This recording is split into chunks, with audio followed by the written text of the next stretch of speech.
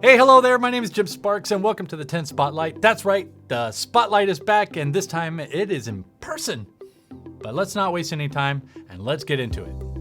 First story, fake freckles. Yes, fake freckle face tattoos are the latest thing on TikTok. If you don't know this trend, then chances are you're not on TikTok and likely living a more productive life than the rest of us. The trend is simple. Weird, but simple. Young adults are going to tattoo parlors to get semi-permanent freckle tattoos that, if healed properly, will give you that natural Pippi Longstocking vibe. It may surprise some of you that dermatologists are not necessarily on board with this trend, as it may cover up or distract from real skin problems, like melanoma probably. Experts caution young people to do their research before even entertaining this idea. Infections, permanent damage, and looking silly are the obvious risks, but who am I to judge those that want to be constantly spotted? Story number 2, screen time. Research and strategy firm DCDX just released the Screen Time Report, now in its third year, and it shows that Generation Z screen time continues to increase, up 9% year over year to 7 hours per day on mobile devices. Also noted is that the feelings of persistent sadness and hopelessness are shooting skyward for all young people.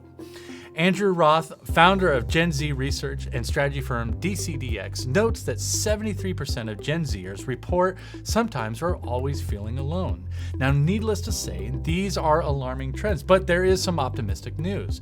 The report also says that screen time limits may help cure Gen Z's screen addiction, with 22% of the study participants setting screen time limits via Apple's native function. This leads them to spend an average of 1 hour less per day on their devices. That's great news. It should be noted, though, that this study does not account for hypocritical parents who quietly log 8 hours a day on their phone while still complaining about their kids' screen time. I'm sure that study is coming out never. Next up, sleepunders are a thing. Yes, parents nowadays are far less likely to let their kids sleep over at other friends' houses, citing safety concerns, obviously. And kids aren't happy about it. So many parents are compromising now and allowing their kids to go to the party and are willing to pick them up just before they go to bed, even if it's at 2 a.m. By doing so, they are depriving their kids of the best part of the night, sleeping on some dirty floor next to other kids that snore, then getting just 2 hours of sleep because their friend's dad woke everyone up by going to the bathroom and complaining audibly to himself that he shouldn't have eaten that 5th bratwurst last night. Pew Research Center's annual report on teen social media usage was recently released, and to no one's surprise, teens spend more time online than ever. Where are they, you ask? Thank you for asking, by the way. YouTube is dominating all of the sites.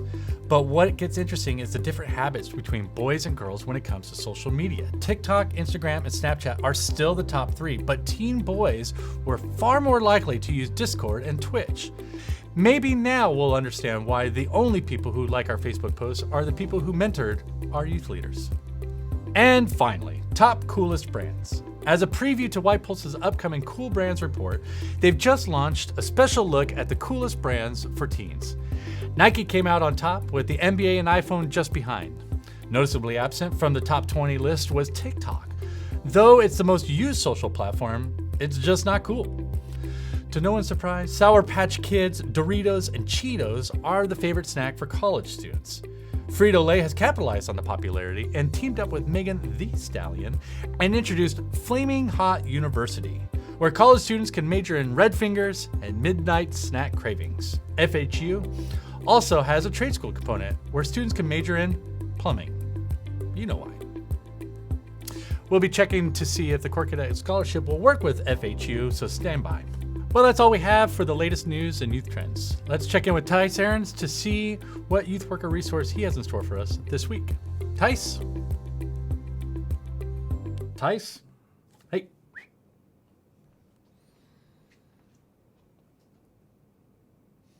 Thanks, Jim. Our friends at DYM have consistently put out amazing, easy-to-download resources for youth workers. If you're looking for a quick game, fun transition videos, interactive games, sermon series, or leadership training, then DYM is your place. If you have made it this far in the video today, then today is your lucky day. Put your name in the comments for a chance to win a 1-year gold membership to Download Youth Ministry, courtesy of our friends at Download Youth Ministry. Back to you, Jim. What a great resource. I love downloaded youth ministry. I know you will too. And if I were you, I'd be sure to leave my name in the comments right now.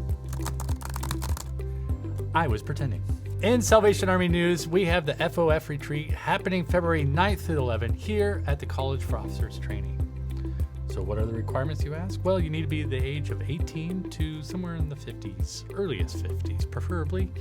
Regularly attend and participate in core programs, strongly considering future officership, endorsed by your core officer and division, and if you are single, be ready to mingle. That's all we have for you this week. Hope to see you again like this. But I think we know that this will get canceled. Take care.